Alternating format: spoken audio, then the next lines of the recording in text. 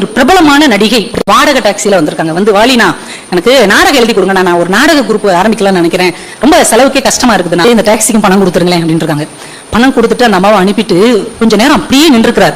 ஏன்னா அந்த அம்மா ஒரு காலத்துல தமிழ் சினிமாவால் கொண்டாடப்பட்ட ஒரு மிகப்பெரிய நடிகை, வந்தவங்களுக்கு எல்லாம் வாரி வாரி கொடுத்த பெரும் பணக்காரி, அப்படியே அதிர்ந்து போய் நின்றுருக்கார்.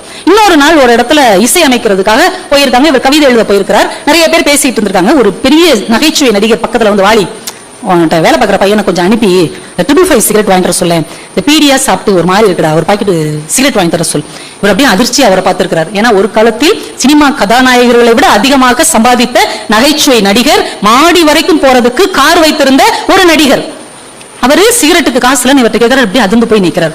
மூணாவது சம்பவம், திருச்சியில ரயில்வே ஸ்டேஷன்ல வாலி இறங்குறார். அங்க ஸ்ரீரங்கத்துக்கு போறதுக்காக ஒரு வயதான பெரியவர் அந்த பெஞ்சில சூட்கேஸோட உட்கார்ந்து இருக்கிறார். கண் பார்வை மங்கி போன ஒரு காலம்.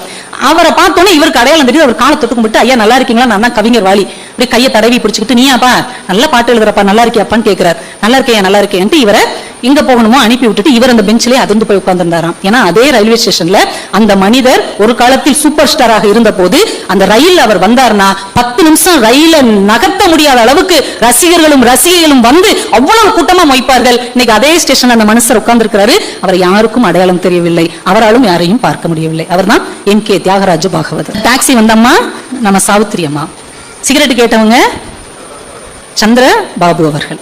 இந்த 3 விஷயத்தையும் சொல்லிட்டு வாலி சொல்றார், எப்பேற்பட்ட உயரத்தில் இருந்த மனிதர்கள், எத்தனை மக்களால் கொண்டாடப்பட்ட மனிதர்கள், தங்க தட்டில் சாப்பிட்ட மனிதர்கள், மாடி வரைக்கும் காரில் போன மனிதர்கள், கடைசி காலத்தில் இவ்வளவு இறங்கி வரக்கூடிய நிலைமை மாறுகிறது என்றால் காலம் மோசமானது.